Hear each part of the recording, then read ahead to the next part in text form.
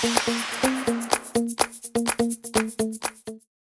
guys, so today we're showing you how to do this beautiful stair railing. It's extremely easy and you just need three main things: the drill, some hooks, and the rope. We choose leather rope. We bought it from eBay and it cost like $40 for 40 meters.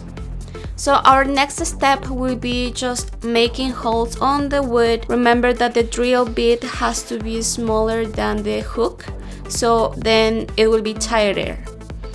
Apply the hooks, and to make it easy, just have one screwdriver and start turning them around. So this is really fast and is not painful for your hands. When you are done, continue with the bottom and the side of the stairs.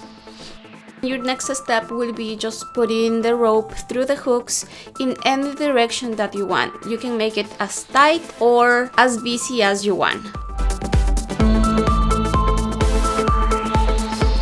Next, we move to the stairs. So the hooks, we put them on the floor of the stairs and do exactly the same procedure.